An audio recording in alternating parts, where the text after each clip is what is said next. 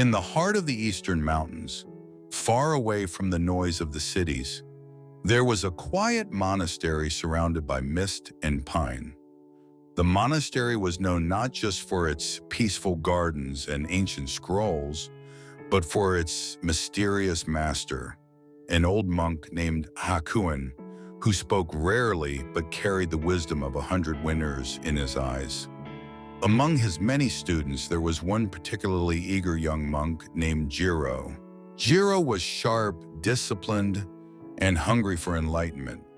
He meditated longer than others, swept the temple grounds with twice the care, and read the ancient sutras deep into the night. But even with all his effort, he felt something missing, something just beyond reach. One morning during the usual gathering in the main hall, Master Hakuin gave the students a koan, a riddle meant to break the limits of rational thinking.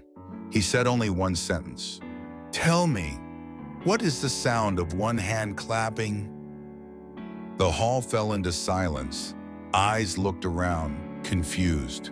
Some students furrowed their brows, trying to reason it out.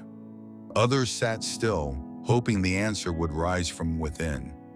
Jiro's heart pounded. The sound of one hand clapping? It made no sense. Over the next days, he became obsessed. He wandered the gardens alone, clapping his right hand against his chest, the wall, even the trunk of a tree, trying to discover a sound, any sound that might qualify. Nothing felt right.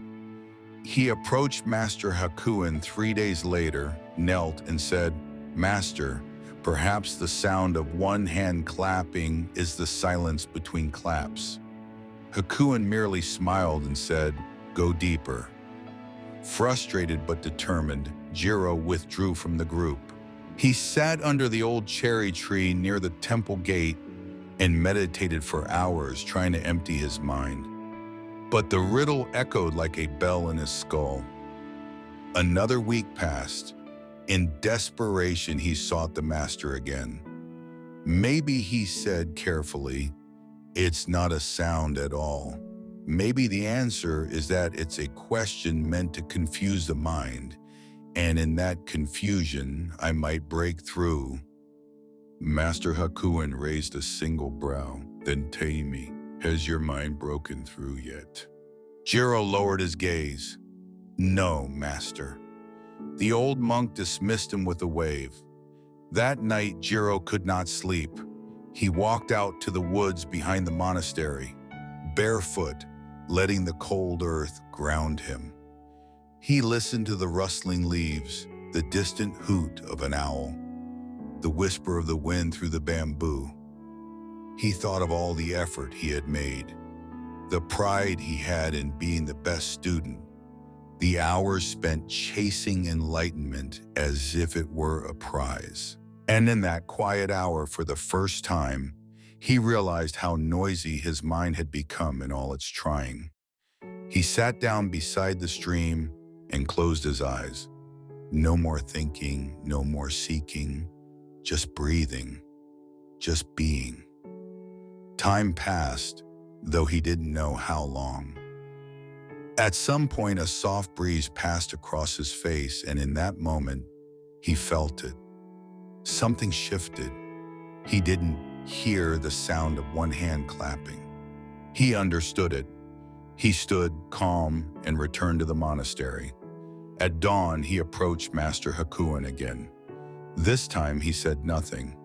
He simply bowed. The master looked into his eyes and smiled. Then, without warning, he slapped Jiro across the cheek.